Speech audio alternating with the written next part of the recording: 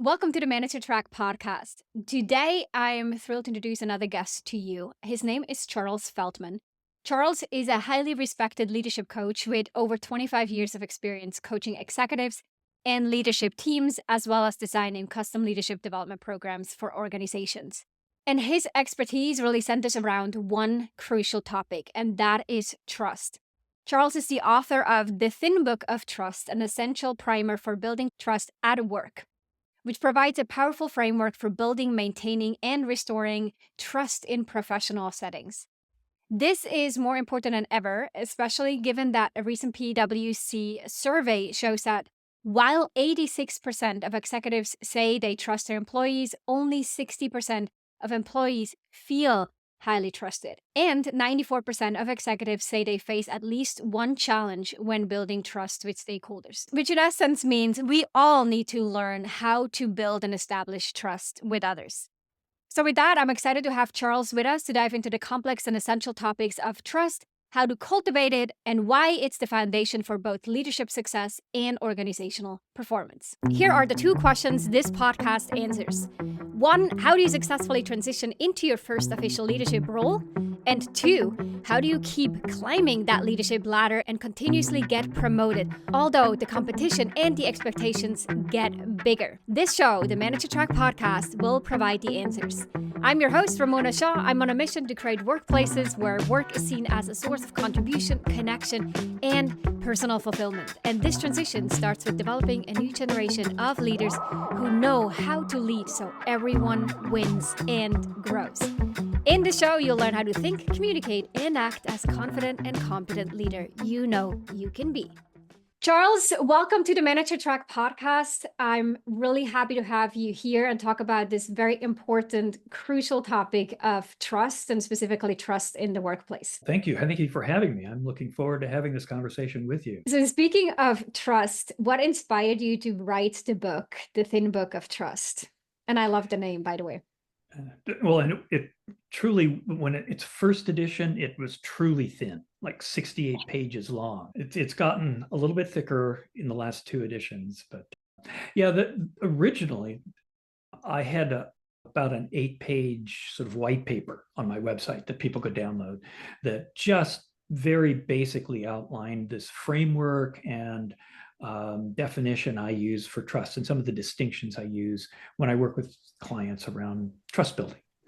And a husband and wife publishing company called Thin Book Publishing, which published thin books for the business market, called me one day and said, hey, I read this little white paper on it. It would make a really good thin book for our market. And would you be interested in writing, expanding it a little bit? And I thought, this is fantastic, because I had thought occasionally about writing a book about this because my clients had all found it very useful. So this was an opportunity then to really do that. And it took a while because mostly they wanted me to write a thin book, and I kept pushing it into the thick book category. It's like it's harder to write less than it is more, I've discovered, for me anyway. Right. So the compromise was just to add more editions down the road. Right, exactly. Add more to the second edition, and the third edition added even more. So I assume that you wrote the initial white paper because you saw a need in the market and with the work that you were doing for people to better understand how trust is being built. Can you talk to us a little bit about the framework that you use with those 4 aspects of trust? And then I'd also be curious to learn which one of those is typically the most challenging in your experience. Yeah. So the 4, what I call assessment domains of trust, because we're making assessments about someone else's trustworthiness, and they're making assessments about our own trustworthiness in each of these 4 domains.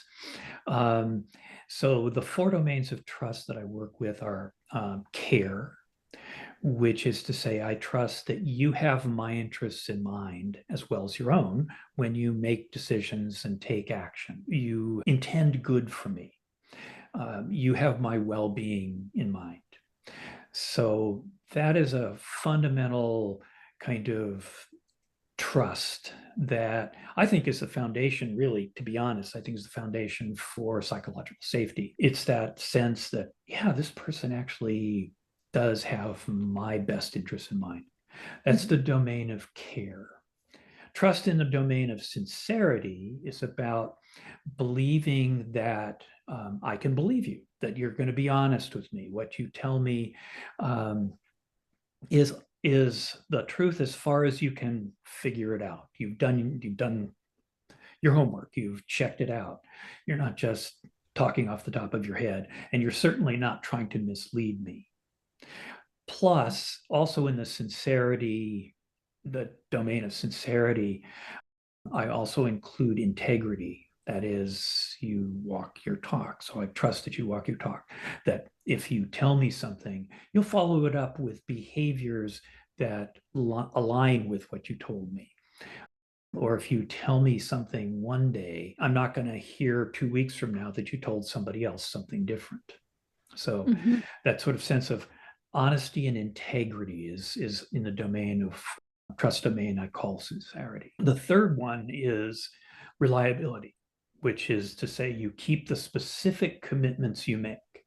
So if I tell you, well, I mean, it's a good example, I committed to showing up at 11 o'clock on this Zoom channel so that we could have this conversation. And I kept my commitment. Here I am, and I'm prepared to have the conversation. If I hadn't shown up, you would pretty quickly start judging me as unreliable. So reliability has to do with keeping specific commitments that we make, and there's a lot to do with doing that well. And there's, it's not just, okay, I'll keep my commitments, because sometimes we tend to overcommit, which can cause all kinds of problems for us and other people. And sometimes we make a commitment and then something out of our control prevents us from keeping that commitment. So part of reliability is coming back to the person you made the commitment to in the first place and letting them know that as soon as possible, so that you and that other person can negotiate some different way forward. The last one is competence. So that means that I trust that you have the skill, the expertise, the experience, the knowledge, the resources maybe to do what you're proposing or saying you can do, or what I'm asking you to do. So building trust in that domain is generally demonstrating that competence. However, sometimes we don't, like I don't know how to do that. I don't know anything about that, or I know too little about that to really do it well.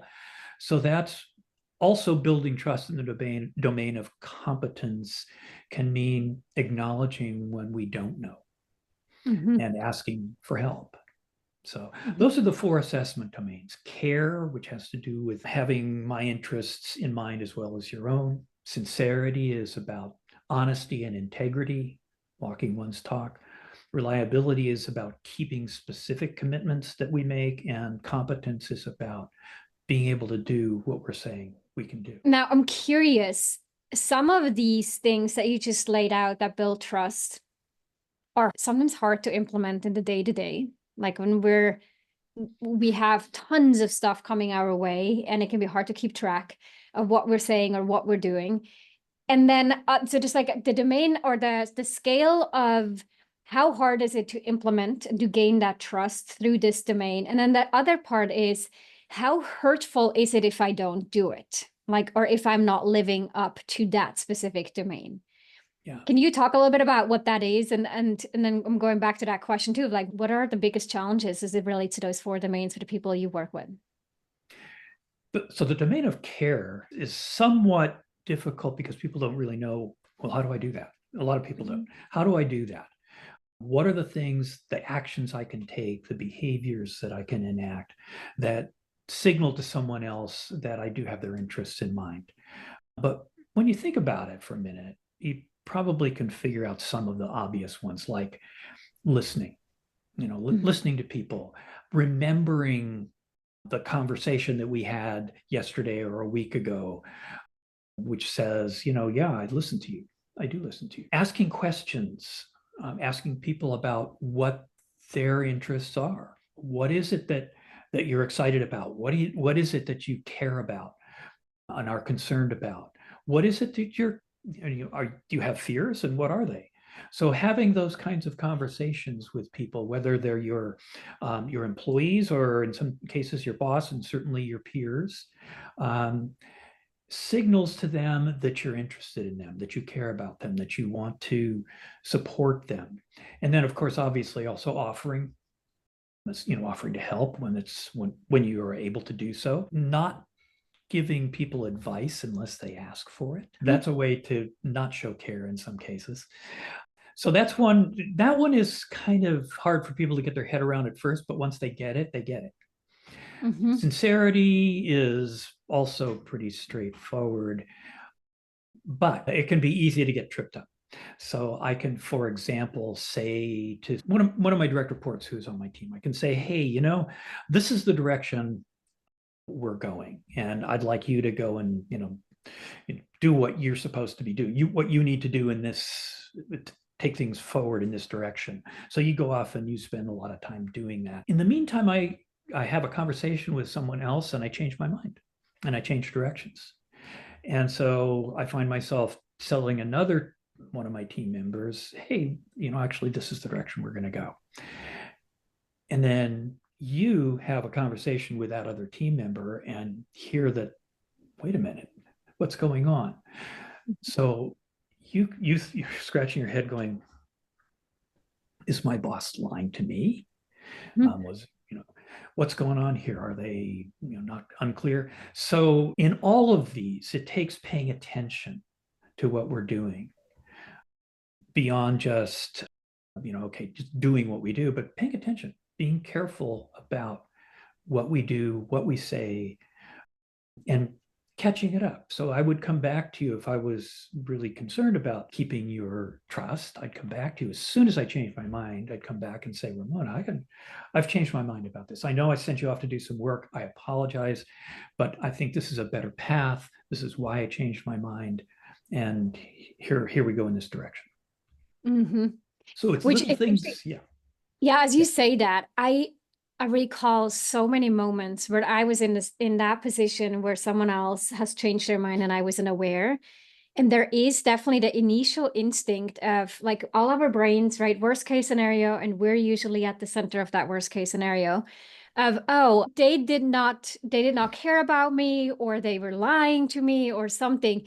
But then there's like the trust that erodes in that relationship. And then there's also the second thought of, like, now I look bad in front of my peer or in front of this other person because they were more up to date than I was, which is sort of like a secondary impact that now I'm dealing with as a repercussion that I have because of something you, or i.e. my boss, did. Yeah, exactly. Yeah. So like all of these domains of trust, it really comes down to paying attention to understanding what the behaviors are that tend to build trust in that domain and what behaviors tend to damage it. And just being careful, being observant, being aware of what we're saying and doing. So I will, now you ask what's the most tricky domain, the difficult one. Even though it seems obvious, often the domain that people struggle with, a lot of teams that I work with I start here, is the domain of reliability. Mm-hmm. People, like you said, we're moving 90 miles an hour. We're moving so fast that we just sort of automatically say yes to commitments that if we thought about it for a minute, we don't have time, we don't have the resources, we can't really fulfill on, but we just say yes, okay, I'll do it. And then later on, we have to go back and deal with the fact that we can't or haven't fulfilled that commitment. And this is rampant in teams, in whole organizations, people making commitments that they really can't keep. And then they have an accountability issue. How do you hold people accountable for that? Because everybody's doing it. So it becomes really challenging for the team leader, especially. How do I deal with this? There is a whole, how would I describe it? I guess a language and and kind of process for making clear and complete requests that then people can commit to or not, because they really understand what it is you're asking for. Mm-hmm. And that's kind of key in being able to be reliable in the workplace, in today's fast-paced, fast-moving workplace. One of the things that I caution people to avoid that's so easy to do is what I call a drive-by request, where I stick my head in your office and I say, "Hey, Ramona, can you do such and such?" "Great, thanks," and I move on. Yeah. Not even waiting for you to go, I don't know if I can, or I've got 10 other things. Help me organize this other, to prioritize these other things. Or I send you an email and I make the request in the email. And I assume just because I've sent you that email, of course you're going to do it. Mm-hmm. And then we get Those are crosswise. also, yeah, so those emails are also what you consider drive-by requests, because I think that happens all the time. So Yep. can you walk us through what would be a better way to do it as part of your framework? Well, the first thing is whenever you make a request, wait for the other person to acknowledge it and respond.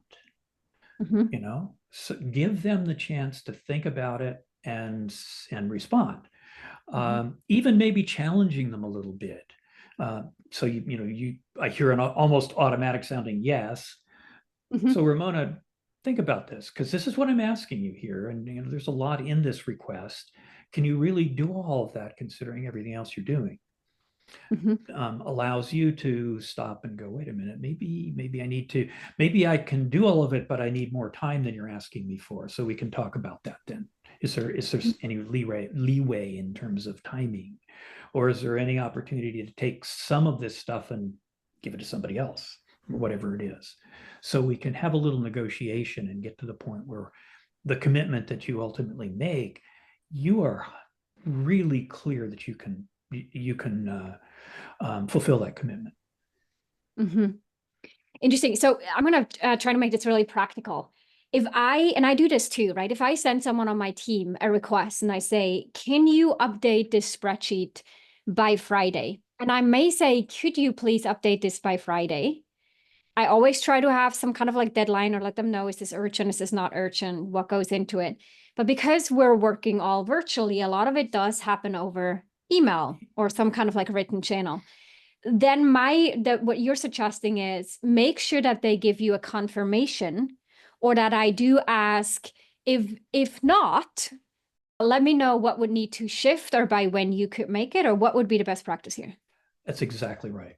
That was so ideally everyone on the team understands what a clear and complete request is, and if they get a request that's missing something, that they can ask for it, and also that there are 4 basically useful responses. Yes, I'll do exactly what you're asking me. No, I can't do it, any of it. You need to go find somebody else. So I can make a counter offer, like you just suggested. Can I do this, have an extra day to do this, or whatever it might be, which then leads to negotiation, which hopefully leads to a clear yes around something that I really can do. And then there's also a good way to buy time, which is, hey, I can't tell you, I need to talk to a couple other people that I'm going to need to get information from and make sure that they can come through within this time frame and all of that. I'll get back to you by 4:00 this afternoon and let you know. So in your letter, or email example, saying exactly what you said. If you don't think you can make it, let's talk about what needs to be changed so that you can do this. That's a perfect way to phrase an email, giving the other person the opportunity to come back and make a counteroffer. Nice. You mentioned like the complete request. What goes into a complete request? So obviously it's the request in itself. I assume it's a timeline. Is that true? Yeah. What else? The complete request. Well, so who is making the request? Is it me, or am I making it on behalf of someone else? Okay. because you as you as the performer who's going to do whatever I'm asking, if ultimately, Mhm. may need clarification, and you may need to know who to go to for that clarification. So who's making the request?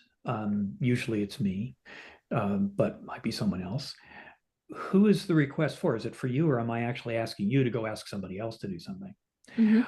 But the other really key part is what I call conditions of satisfaction. That is, Mm.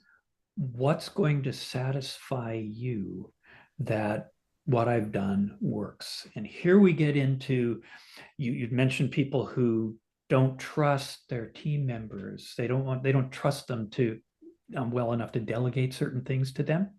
Mhm. I wanted to get into that. Mhm. Yeah. So what don't they trust? What specific um, is it competence? Is that person's competence? Is it their reliability?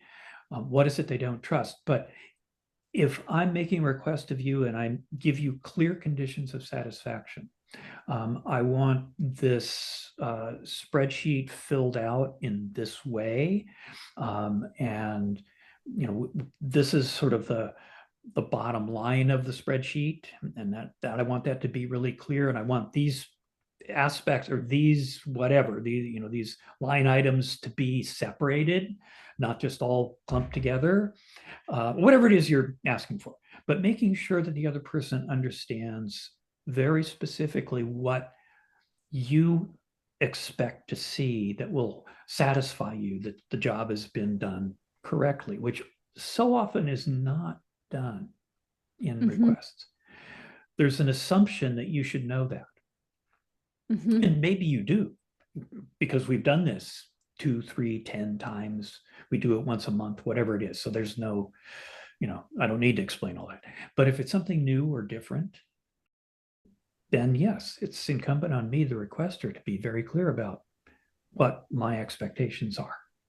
And Mhm. if I'm not, then it's then I have no complaint Right. about what the person delivers. Right.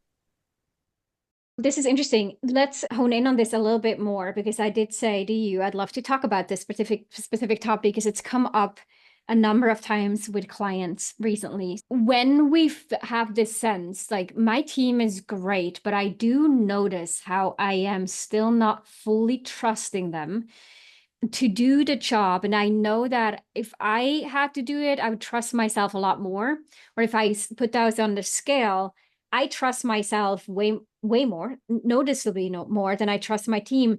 And then as a result of that, I just don't feel like I can delegate the work. So I'm going to do it myself. And it's really difficult to shift that behavior because everything that I delegate just seems like I'm going to set them up for failure and I'm going to set myself up for failure. And Yeah. who wants to do that? So what is, if that was like, if someone came to you as a coaching client, said, this is my challenge as an expert in trust, what do you recommend? Beyond what Uh, you just shared. Yeah. yes, yes. Well, lots of clients have come to me with this concern. Mhm. I'm overworked. I can't get all this stuff done. I'm doing the work of my direct reports. What do I do? So first of all, I'd ask, what is it that why are you concerned that this person can't do it? What evidence do you have that they Mhm. can't do it? Okay, well, yeah, the last time they put together a slide deck to present to the executive team, it was way more information than the executive team wants. I can't trust the person to put together an executive level summary in a slide deck. Mhm. Oh, okay. And have you sat down with them and walked them through this? Well, yeah, I do. I mean, I tell them what they need to do. Oh, let tell me exactly what you tell them. And then I help them listen to themselves. And quite often, not always, but quite often, it turns out that they shortcut what it is because it's in their head, they know exactly Mhm. what, and so they shortcut and they don't really get clear about in helping their direct report understand what an executive level summary really looks and sounds like. And so they end up doing it themselves. And Mhm. instead of taking that extra time, which it's going to take extra time. There's no doubt about it. It's going to take some time to bring that person along to the point where they can do what you want them to do. So it's how do you want this to work ultimately, right? Do you want to be, the cost of continuing to do what you're doing now sounds pretty high. Yes, the cost of taking some time up front to bring this person along and really help them understand what it is you need them to do. Yeah, it's there. But ultimately, you'll end up with someone who can do the work. You can trust to do the work. So, let them make that decision for themselves. And if they want to do it that way, then help them figure out how to do that, what they need to be able to how, in what ways specifically they can support their direct report in kind of bridging that gap from, I need to give them every last little detail in 20 slides to, oh, here's the executive overview that they need. Okay, good to hear in the way that we're very much on the same page with this. I always do call out the cost factor. Like, you have a cost right now and you're going to have a cost doing it differently. What we're trying to do is to have a lower cost and reduce and minimize the cost you're going to pay internally for yourself as you learn how to delegate and as your team learns how to take on more and get better at it in terms of their competence. Yeah. What do we do if it's a reliability issue? That's a good question. So reliability, a conversation around reliability. So starting that conversation with something like, the last 3 times that you said you were going to, you would do something, you didn't get it to me on time, or what you got to me was not what I asked for. Can we talk about that? What's going on? Tell me a little bit about what's going on for you. I'll tell you that what's going on, what you did or didn't do is not working for me. So we need to fix this, but let's talk about how to do that. So listening to what's going on for the other person, it may well be that the other person is has so many tasks on their plate that they can't get it all done. So we can talk about that. How does that, I can help them, as if I'm their boss, I can help them prioritize. If I'm their peer, I can help them think about how they might prioritize. So there's, that, but it's a conversation. It's got to come down to a conversation where I'm clear about what I need, but I also listen to you and understand and be open to what's going on for you and see if I can't do what I can to help you, so that you can keep the commitments that you've made. This speaks a little bit to the lack or the loss of trust. So when we're inadvertently do things that we can't follow through on, or we might change our minds along the way, we start to have some erosion on the sincerity front, or we may actually do something that then turns into a failure and people start to question our competence. When these things happen and we become aware of it, how do we prevent the erosion of trust if possible, or then how do we regain the trust in the relationship? Well, if it's something that I've done that I didn't turn out the way that I expected or wanted it to, or worse yet, other people expected and wanted it to, I need to own that. Okay, so this didn't work. I failed. And I want to understand how I failed. I think, I've got my own ideas, but I'd also like to hear from you. Can you give me some feedback here? So really owning it and signaling to the other person or people that I want to learn, that I'm, it's not just I want to avoid it or avoid talking about it, or, shove it off on, somebody else, blame someone or something else, but really that I own it and that I want to learn from it, learn from my mistakes. So that's, I think, the fundamental piece is just that. Okay, so the transparency and the sense of there's a bit of vulnerability that I'm hearing there too, to say this is what happened, I'm learning from it, I own it. Yeah. Yeah, being vulnerable is hard for our people in the workplace. We're not comfortable with it. And yet trust is built around vulnerability. It's, when I trust you, I am making myself and what I value vulnerable to you and to your actions, and vice versa. So there's building trust requires a certain amount of vulnerability just on the face of it. And then underneath that, the actions we take to build it may in fact require that we be vulnerable as well. Okay. What is something, as we're wrapping up the conversation, and I know there's so many more aspects of trust that we haven't talked about yet, but I'd be curious to hear from you. What do you think is like a key thing that you want to make sure that the audience really understands about the topic of trust that we haven't yet talked about? I would say that trust building, that is the ability to build trust with other people, and broadly, not just the people that I, connect with and click with, but building trust with a broad range of people easily and maintaining that trust over time is a competency. It's something that, well, that we have learned to the extent that we've learned it so far, but that we can learn to do it better. We can get really good at it. And we can become exceptional trust builders who can build trust broadly, and also who can create environments in which other people can build trust with each other more easily. So creating a team culture of trust or a department-wide culture of trust. All of that is a competency, and we can learn it. We have to choose to do so, and we can.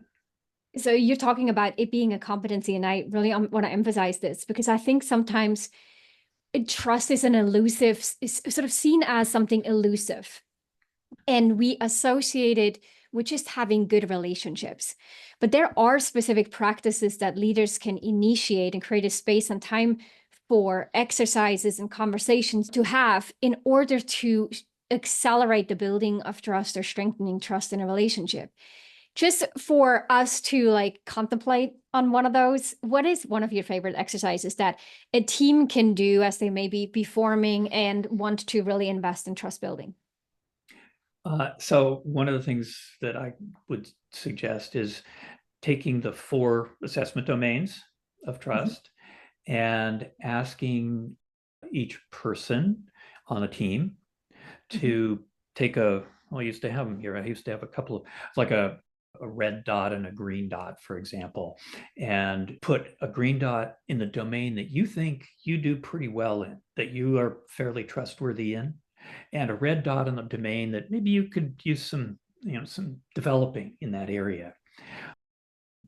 And then to extend it further, you can ask people to use 2 different color dots, maybe blue and yellow, and put a blue dot on where you think the whole team does pretty well, and a yellow dot on where the whole team, could really use some work. And then step back as a team, as a group of people, and look at that and dive into it. Go, okay, looks like for me, I need to work on this. And I can see that you need to work on this. How can I support you in doing that? Here's how you can support me. And then as a whole team, these are the areas that we do well. Let's, good on us. And these are the areas that we can work on developing. Let's have some conversations about how we can do that.